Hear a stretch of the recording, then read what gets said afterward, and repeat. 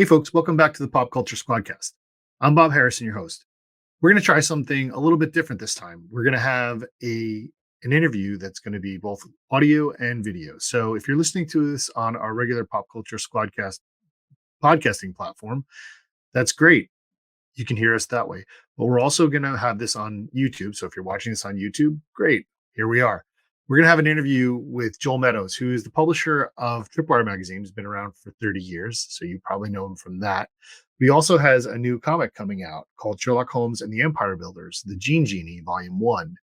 It's going to be hitting comic stores soon. It's written by him with art by Andy Bennett. There's some great covers, two covers, one by Mark Chiarello and one by Walter Simonson. There's some also pinup art by some other greats. We're going to talk to Joel about the book, where to find it, what to see, what to expect in that book. And also, we're going to talk about Tripwire. We're going to talk about his career over the last 30 years doing, pop culture reporting and interviews and keeping the dream alive. He's also going to be at New York Comic Con, as are we. So if you're hearing this before New York Comic Con or during, you can find me walking around at different panels or on the floor. Joel is going to have a panel on Thursday morning, and you'll be able to see that. They're going to talk about 30 years of Tripwire there. Anyway, we're really excited about this interview. I hope you guys enjoy it, and let us know. Like and follow for more, and follow us at Pop Culture Squad everywhere on Twitter, Instagram, Facebook, and we'll see you later. Hi, Joel. Thanks for Hello. joining us. Thanks for having me on. Oh, it's our pleasure. Absolutely. I want to get started talking about Sherlock Holmes and the Empire Builders. Why don't you tell us about what the premise of this book really is? Well, basically, it's Sherlock Holmes with a twist. So basically, Holmes and Watson, they're in the house in Baker Street, and Watson gets an offer to go and work with Crick to unravel the DNA helix, and it's an offer he feels like he can't resist. And he says he's been sort of treading water with Holmes, and there've been a few cases, but not that many. So he feels like he can sort of do more by going off with Crick to do this big scientific project. And so Holmes feels crushed, and so they get hired by by kind of, I guess it's sort of like the big villain in the series, to create an army of super soldiers. And then Watson has sort of second thoughts, but by this point it's too late. And certain things ensue. And so Holmes has to battle against this large figure with the assistance of some new people. So it's, as I said, it's Sherlock Holmes with a twist. So it's I guess you call it like a sci-fi steampunk story. I like it. The art is fantastic that I've seen so far, and you've gotten some great people with your covers. Can you talk for a minute about the work that Andy Bennett is doing on this book, and how did you two get together on this project? Well, originally there was a different artist who didn't quite Okay. come through, and I won't name them because it's a No, long no time ago. worries. It's in the distant past. It didn't quite work out. But Andy Bennett, I can't even remember how I got in contact with him. It was the early 2000s. And we worked up a proposal. We sent it through to Dark Horse and to Vertigo, and neither of them bit. So I put it down. But Andy was. We chatted periodically, and then my friend Scott Braden, who writes for us, he does a thing called Lost Tales. He doesn't do it that often these days, but it's about comics which never happened. And he said, "Have you got anything?" And I said, "Actually, I have got the Sherlock Holmes thing." And so Scott interviewed me, and it got me thinking again. This is about 2018, I think it was, or something like that. And it got me thinking again. I thought maybe we should go back to this. And so we sort of picked it up again for our first print mag in 2020.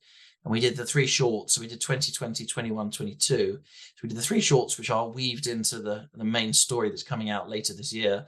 But Andy is a phenomenal artist. I mean, to be quite honest, this series would be heavily diminished without his input. It's just I can't say enough nice things about his work. And I look at his pages and I spot new things each time. And he's an American, but he's got a very British sensibility, and we get on very well as a team.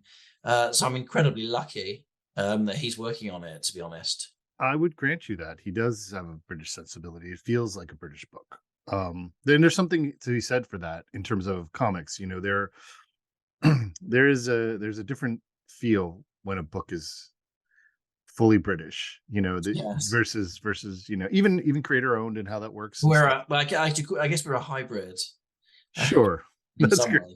Oh yeah, that's good. Uh, so you kind of talked about how this is a story that you kind of have been tossing around for a couple of decades now.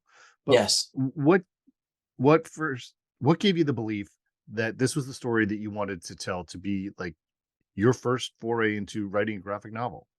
I've always been a fan of Holmes. I mean, mainly on TV and in film. I'm a big fan of young Sherlock Holmes. I'm still a fan of that. The film, Christopher Columbus film, the Mhm. one with Nicholas Rowe, which has got the origin story of Holmes and how he meets Moriarty and how he meets Watson at boarding school. I like The Private Life of Sherlock Holmes, the Robert Stevens film directed by Billy Wilder, the Jeremy Brett Holmes TV. I've always enjoyed Holmes. I've always thought he's a fascinating character. He's such a an iconic figure. He's a man that you can do a lot of things with. So he's very archetypal, but you can play with him. Sure. And I think he there's means something really interesting about Holmes as a figure. I think he means a lot to Western culture in general. He's kind of like that first superhero, for lack of a better word, but like he's the Yeah. archetypal hero that I think so many things feed off of. Oh, totally. I mean, you could see that the lineage between him and the Shadow and Batman and even the more recent superheroes. You can or Mhm. Moon Knight, or you Even can all see the a way, lineage definitely. yeah, even all the way up to we were just talking about John Sable. Like you can see Oh, the totally. that there.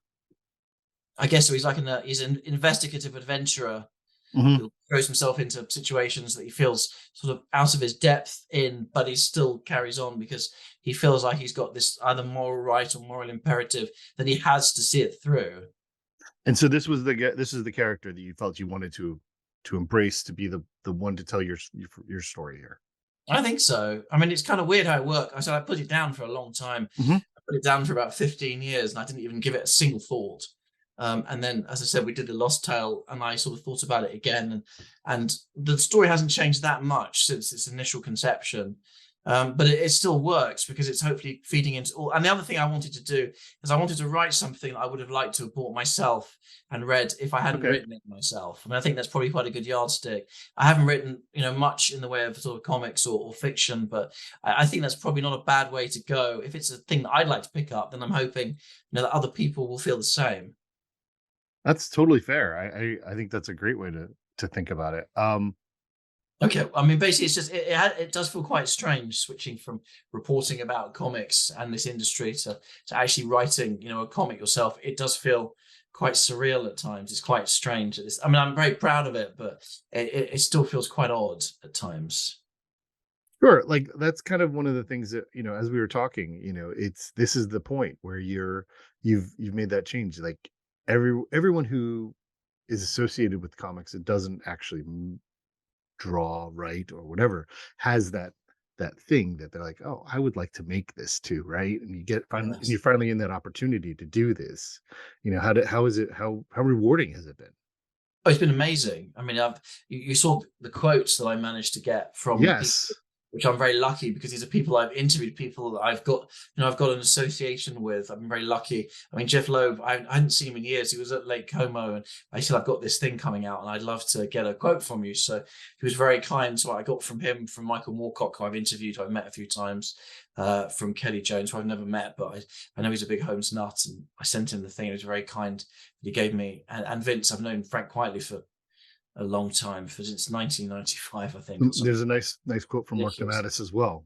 Yes, and he's amazing. I'm like a huge admirer of him. And when I was a kid, talking about Defenders, Sure. I'd read that, and I read Moonshadow, when I was in my teens, and Yeah. the idea of getting something from him, so incredibly kind. I feel very lucky that I've managed to parlay what I've done over the last 30 something years into, and I'm glad it's good. I hope it is good. It's just, you do have this little nagging fear at the back of your head that No, it's not quite up to scratch, but it's going to be hopefully, great. you know, Everything I've seen I'm looking forward to it. And again, thanks a lot. it's my pleasure. And have it in hardback. Because I'm designing it as well. I mean, Chirello did the logo, and the front covers are done by, well, I mean, that a friend of mine, John Charles, placed the logo for the Walt Simonson cover. But it's going to be a really nice book because I want it to feel like a book that's worth people putting their money down to buy it. Obviously, I mean, it's an oversized. It's basically DC Black Label size, so it's hardcover Mhm. with a dust jacket, and it's going to be really nice. So it's going to be. I want it to be a really elegant looking book. That's that great. people feel like they're prepared to spend the $35 or the 25 quid on. I want people to feel like this is value, that they're getting something out of it. So, I mean, that's why we got a lot of stuff in the books. We got the strip, and then we've got, as I said, the short story, which is written for it, and then the character sketches, and then the pieces of art, which will look really nice in print. So, Absolutely. All right, great. Uh, so let's talk about the specifics of this particular project. So you originally um crowdfunded it with Zoop, and now, but it's going to yes, get released from Lunar, yes, and distributed at comic shops. and What and, is and Diamond as well, And Diamond as actually. well. Yes. So. So, and that the final cutoff for that is, I think, October 15th. Is that That's right? right. We've got an extra couple of weeks because we thought we'd give people a bit more time, because we're not getting our diamond orders for a couple of weeks, so we thought we'd give people a bit more time to order it. So And the first book is what in terms of packaging? How many it's hardcover? okay. It's 96 pages. Okay, It's got 65 pages of story, and it's also got the pin-ups that we've been showing on Zoop and online. they're So fantastic. it's a black and white story with an 8-page color section, and also be things like the character sketches that Andy's produced for the series. And I've written a brand new prose short with one of the characters who I've created for the story. This guy Franklin Miller, there was a group called the Mohawks, and the name is a deliberate play on a certain well-known American comic creator. Um, but the Mohawks were a gang who were in Regency London, and they'd go around do all manner of horrendous things. So he's like the last of the Mohawks. So he joins forces with Holmes to bring down the big villain in the story. And he's just an interesting character. So the pro story is his origin, how he joins the Mohawks. He has to Oh, do something. He has to sort of show his mettle by doing something specific. and that character is shown in the preview that we've seen, Yes, right? And yes. just wonderful. I'm It is. I'm It's the intrigued man by with the him. rifle at the beginning who Yeah. kills the mayor. Because I wanted the story to start. I've tried to think about this in quite a cinematic fashion. I've Hmm. tried it to be a little bit kind of like Day of the Jackal or something very cinematic. And I also wanted it to open with a character other than Holmes. I wanted people to be thrown to be cast into this world to go, bloody hell, who's this guy? What's going on? And so I wanted it to have a really arresting start as a story and And throw you people right succeeded. into the middle. Thank you. So that's his purpose. So he's the first thing you see, and I wanted to be a really strong, arresting opener to the story. It's interesting in the concept of creating a story and how you put the pieces together, and put the scenes together. And like I said, you succeeded. It is a wonderful way to start a story, kind of in the middle of something. You don't know what's going on, you don't know the characters that you're seeing, and to be able in a comic story to do that and then get the reader to keep turning the pages is important. That's what makes it good or not. And I wanted to turn the page one more time, and I didn't. So yeah, I'm excited for it.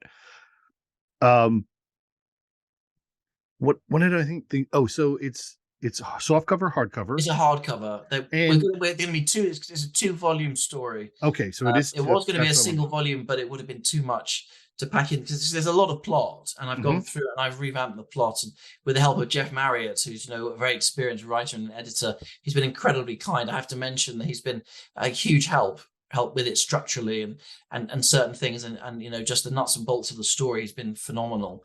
But it was too much story to tell in one part, so we split it into two. So people will there's the first volume out towards the end of this year, and there'll be a second volume out sort of the second half of next year. That's fantastic. Do you is this do you want do you have other stories within this world that you think we can get to? Maybe, I think it'd be great. Possibly. I mean, I'd love to do it. It's a lot of work. I mean, it is, Sure. logistically, it's a lot of work. I mean, I've enjoyed doing it. So I guess possibly, yeah. I mean, I have some thoughts about some other sort of Holmes related characters that we could introduce, but keep Holmes and these other characters that we've also brought into the world. And I've created quite a dense world, which I'd like to do a bit more with. So, certainly I'd be up for that. That's fantastic. I want to kind of bring up something here. I recently had a conversation with Heidi McDonald of Yes. Comics Beat, and I'm going to continue talking about this talking point, and I'm going to keep crediting her because I think it's a good point to make, and I think Okay. she's incredible. But the point is, when people predict the demise of comic books, Yes. for this week or next week, or they'll do it. They've been doing it for 30 years. Yes. Um, uh, th- People wonder why people are making them, and the reason that she came up with, and she points to it. She goes around asking people this, and I love it. Um, is that comic writers and artists love writing and drawing comic books? Yes. Like, that's the industry is filled with people who love the medium and want to tell stories. And I don't think the fountain of new talent is. I think the fountain for new talent is far from drying up. I think that there will always be people who want to tell stories in a visual medium, whether it's writing them or drawing them. And I mean, what do you think about that?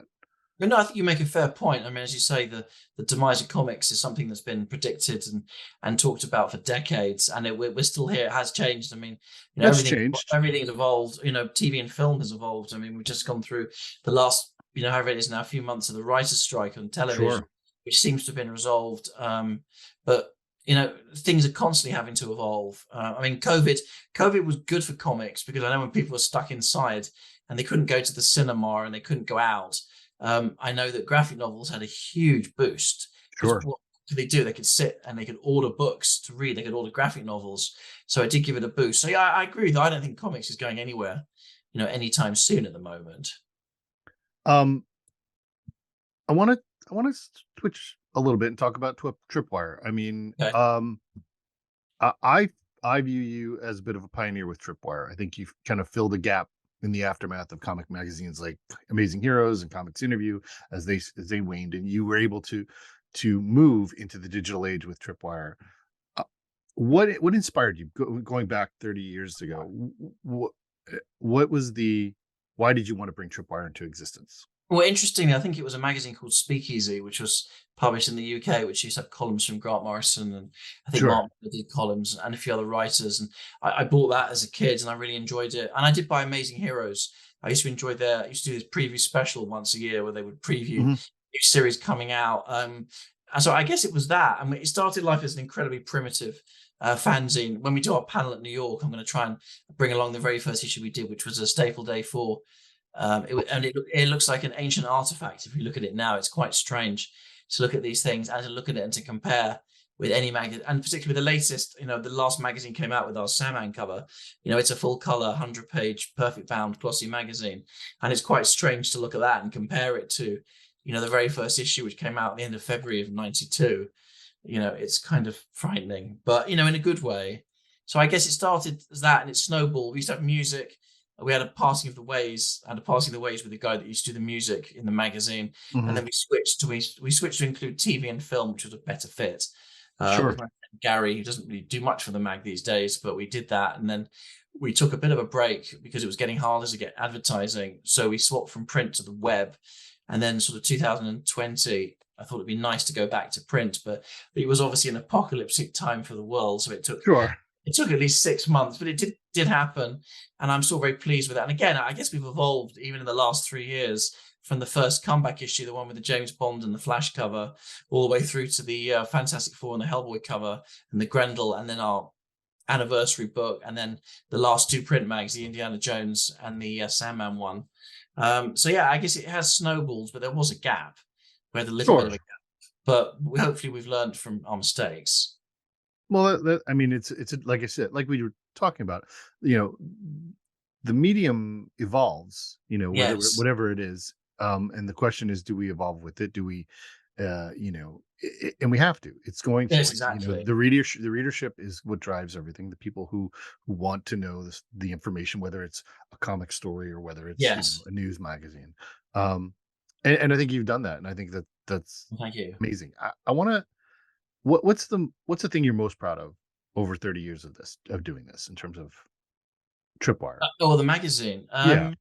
Actually, that is a tough question. I mean, I guess the things I like the most are not necessarily related to that, but they're indirectly connected. I guess the studio books, the Studio Space book, and the Masters of Comics book. One came Mhm. out in 2008. One came out in 2019, where I interviewed people about their studios. That was very cool. I'm very It's proud of those books. the comic studios. Yes.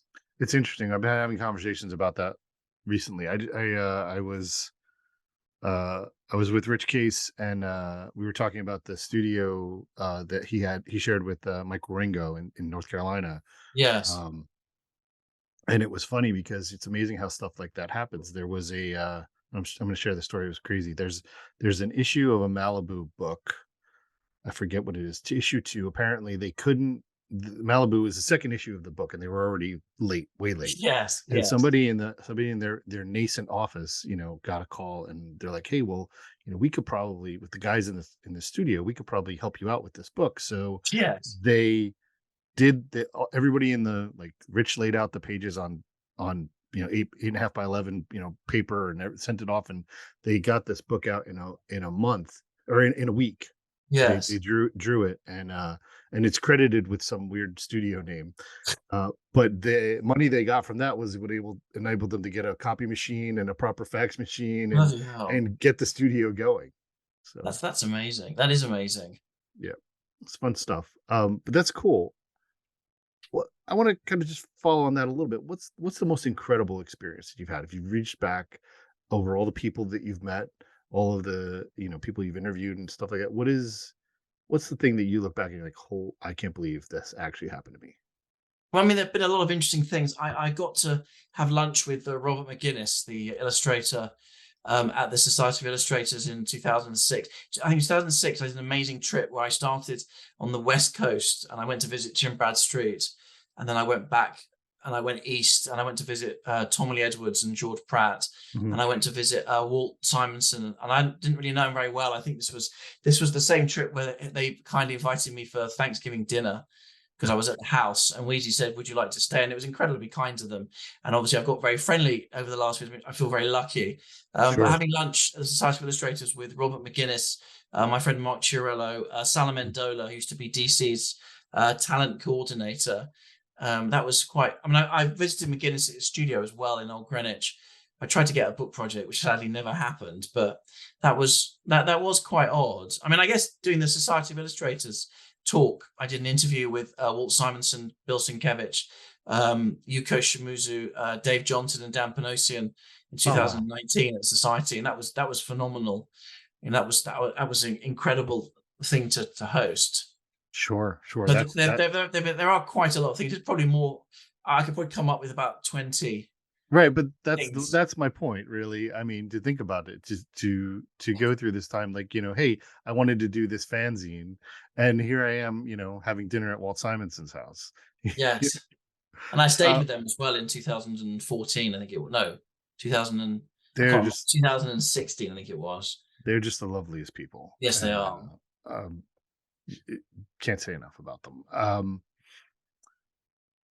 When we kind of talked a little bit earlier, kind of offline, like when you were growing up, what were the comic books that kind of you read that made you love comics? Because Right. it's interesting. I love having these conversations with people who live where you do, which is there's a different buying experience and an access experience. So Well, well, as you say, it was different. I mean, my brother got me into comics because my brother was a comic reader, but he was a Marvel reader, whereas I ended up reading more DC stuff. So it was things like New Teen Titans by Wolfman and Perez, mhm. Warlord, DC Comics Presents, Superman. It was those kind of books when I was about 7 or 8. And I did read Howard the Duck when I was quite little as well, which is quite an experience. And I remember borrowing the Defenders from my brother as well. And I think it was the Spider-Man stuff, and also the Shooter and Perez Avengers, and quite a cross section of different things. But I guess they were the books. I New Teen Titans. I remember getting that. I remember seeing its debut in DC Comics Presents, and then buying. Sure. I mean, the distribution in this country was very strange because this was just comic shops were just starting to open. So you'd go to a newsagent, you'd buy a comic, but they were 2 months old. They called it non-distributed, so you couldn't get the latest comics. I mean, 1980, they were closed, but Forbidden Planet had just opened. So I was lucky because we were starting to get comic shops and comic showcase had opened. I mean, London we were actually prepping a piece on I guess you'd call it UK comics fandom, because Sure. a lot of Americans are unaware that this thing started sort of like FP opened, I think, in '78, and then the other shops opened between sort of 78 and 82. So you had Comic Showcase, you had Gosh years later, and not a few years later in 87. So Sure. it was London was the heart of the US comics scene, but it was difficult. It got easier, but it wasn't always that easy to find things in terms of comics over here. So you can go to the local, candy shop and get comics, right? But Yes. they were older and they were not They were yeah, regular. yeah, they were 2 months old. So for But example, you want to but the pick up an comic issue. shops, like FP you were talking about, Yes. they would have, current on Yes. in a regular schedule, regular delivery type of thing. Yeah, they were new books, but it was a novelty because it wasn't something that we'd seen before. But it suddenly opened everything up. So there was that. There was also comic marts in Westminster Comic Mart, which used to have in a place called Central Hall opposite the Houses of Parliament, and there were other comic marts which opened up. I remember when I was a kid going to those. They'd have old comics. You could buy like JLA 1, or you could get Green Lantern. So they had Silver Age comics, and they had the modern, the new comics at the time as well. So it was, from that time onwards. I know there were people. I mean, there was a London comic show in Holborn, in the West End, which I think happened in about 76. You had people like Kirby come over, and you had people like Barry Smith, and but they were tiny, and it was a little bit before my time. But this was, an amazing time because we hadn't had this before. We were quite a few years behind the States in terms of access to comics. Well, I don't know. I think you're so the comic shops really started. It was really first, that took advantage of the direct market in the comic shops, which was the early '80s, so right around the Yes, same time, um, yes, that they proved that that could be a market, or that was viable and sustainable, at least for till now, yes, to some yes. level. It's not really, it's not, it's viable and sustainable, but not fruitful. Let's put it But that but way. there is a cultural difference between the attitude to comics over here compared with the attitude in the Yeah. States. Because the thing about the States is, comics is still very much part of your culture, part of your kind of mass culture. Whereas compared to in the UK, it's still seen as, I was talking to Andy, who I do the magazine with. I was saying that comics is seen as the bastard stepchild of things like film, TV, and theatre over here.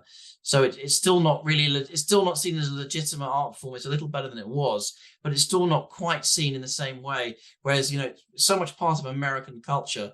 I just got the Photo Society have done this huge book of Golden Age DC comics. It's like £180. It's this huge hardback. So it Mhm. reprints things like Detective 27 and Wiz Comics 1 and All Star Comics.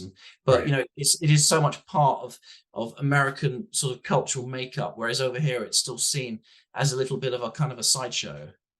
It's funny. I think that I would say 20 years ago, the place that comics have in general cultural society would have been that.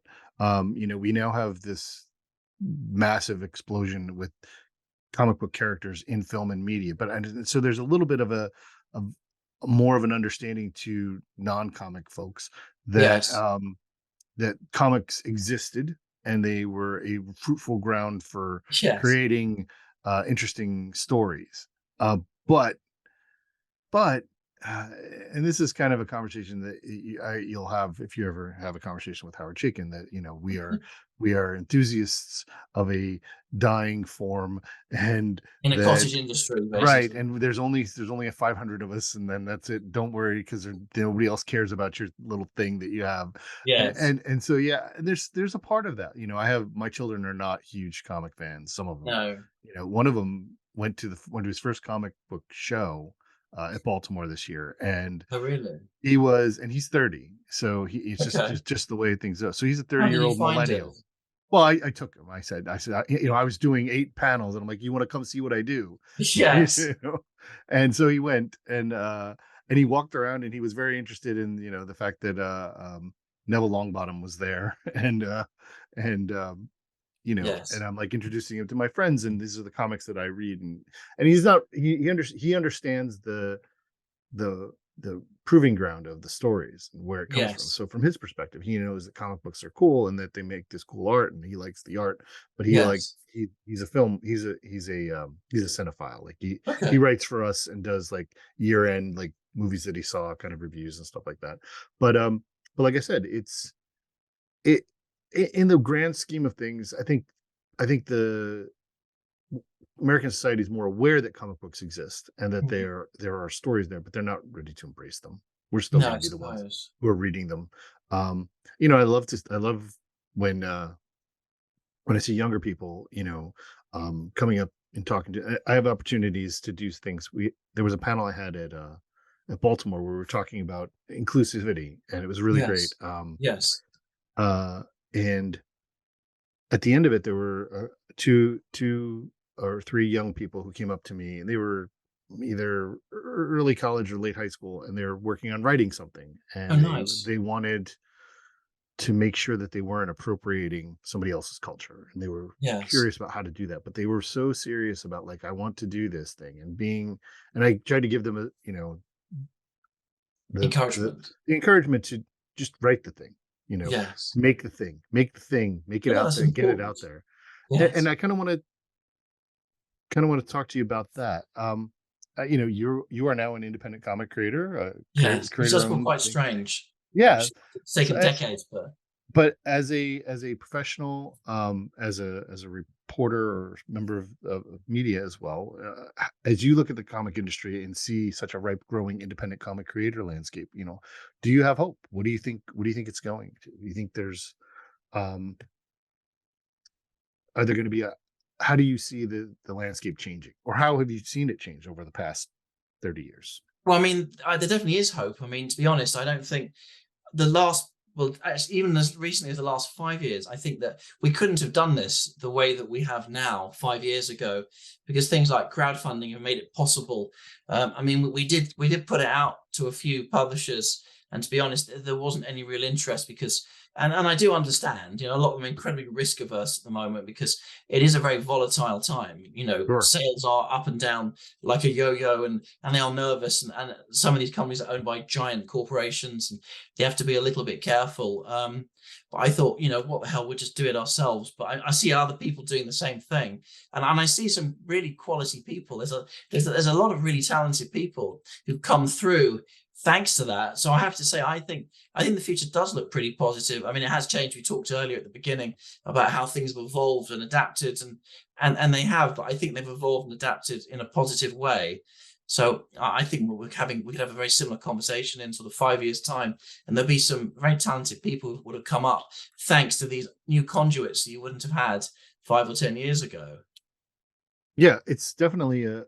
I think that's a great point. Like, people talk about, and I've had this conversation with other people about how it used to be that you would pray to, you would do your own little thing, your fanzine, or make something in hopes that you would get a gig, Noticed by the big uh, publishers. right, by the big two. And now it's more like you do the work with the big two so that you can do your own thing on the side, because that's what you really want to do. You don't, Yes, it used to be that I want to draw Spider-Man, or I want to draw Superman, and that's what I want. That's the greatest accomplishment. But now it's like I want to tell my own story. And so many people, yes, and yes.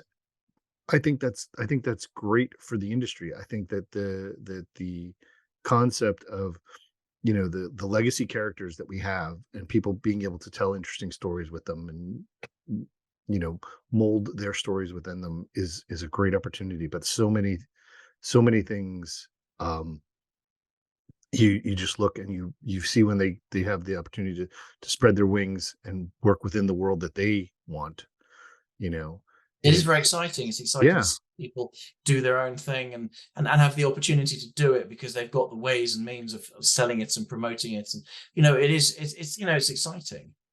absolutely, absolutely. So I want to come back to the Holmes thing, right? Okay, So cool. it is October 15th is the FOC, so people can make sure to Yes, talk to their comic shops yes. and order it. Diamond is open. I mean, orders have already closed. I think we haven't got them yet, but because it was in the September previous, but they're making Mhm. it open so if people want to order it, through Diamond, they're still able to do so Great, up to this great. point and beyond. I mean, we Sure. want people as much fun because the thing that I realized is different. I mean, we were trying to get copies ready for Thought Bubble, but Andy Bennett is a little bit behind, which is fair enough when you put so much time and effort into his pages that he needs a little bit more time. So what I'm doing is I'm putting an ashcan out, which will have the first 7 pages plus the character sketches to give people a little bit of a teaser and a taster. at Thought Bubble, and then the final book will be out after that at some point, either towards the end of November or sort of beginning of December. But with the magazine, it's very different. The magazine's a periodical. We put them out at the moment, doing every 3 months. So we put an issue out, and then there's another one which takes its place. Whereas with Holmes, it's got a much longer shelf life. There's no reason why this book couldn't sell for the next sort of 5 to 10 years or something. Sure, and it should. There's no reason at all why it couldn't just be out there. Exactly. So it's got to be as good as it can be. So that's why I realized it's a different approach. It's a slightly different mindset to putting a magazine together, because the magazine, you get everything together and you get it out at the date, come hell or high water. You have to get it out at this date because you said that you'll bring it out at this date. But with the Holmes will still be out when we said it was going to be, but we won't have copies for Thought Bubble, so it's not the end of the world. But we're going to have, so we're going to have the ash can, we're going to have prints available at that show, and it's going to be really good. I mean, every time I see a new page from Andy Bennett, it's really exciting to see what he's done. That's awesome. And so you're doing a panel in New York, though. You're going to be in New York. Yes, we're doing a panel on half. comics journalism on the Thursday morning, which I was pleasantly surprised. We have pitched before, but we've never actually got a panel at that show before. So, and who's going to be on that panel with you? It's going to be me, Ed Cato, Rob Salkowitz, who writes for Forbes. I think Dan Berry, who does stuff for the Convention Collective, my sort of senior editor on Tripwire, Andy Coleman. So there'll be 5 of us. Great, terrific. So that's going to be fun. So we're going to just talk about how you keep a print magazine going in 2023 after 31 years. Oh, that's terrific. Absolutely. Will you have anything? And the hash cam won't be ready for that. You won't be bringing that. No, they won't. I'm going to bring just some postcards so people will get to see a few interior pages. But now the hash can will be ready for just about a month later, I guess, for the middle of November. Okay, terrific. That's great. If you were to leave people with one concept about Sherlock Holmes and the Empire Builders, what is it you want people to think about as it hits the stands? Well, I mean, I guess I've come up with one of those sort of log line things, the single line. Great. And the thing I've come up with is, I think it was history can turn on a penny. So it's about things changing. I think about history and how if certain people were made kind of like leader of a political party, or certain people had survived, things can change just on like a single turn of fate, basically, of things just literally changing.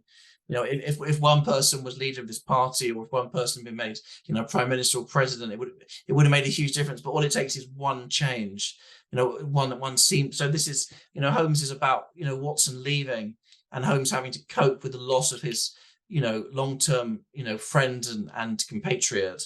And also he's dealing with a huge thing, this awful evil that he has to come to terms with. He has to battle with the assistance of a number of people, including Franklin Miller, who's in the preview, and a guy called Six, who's a Gurkha agent who starts life working for the big villain, but he switches sides because he has a change of heart.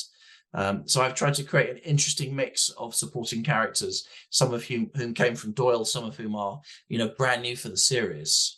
Well, that's fantastic. So time can change on a penny. Is that history can turn on a penny? History can turn on a penny. I like it. That's the one line which is on the back of the book, because I've designed the back cover for the hardcover, and I've done it so as like a one line kind of high concept pitch for the series. Well, that sounds fantastic. I'm looking forward to more. I can't wait to see the book. I'm looking forward to seeing you in a couple of weeks. I'll stop by for that panel. Thanks for doing this, Joel. It was thank you for having me lovely. On. Thanks very much.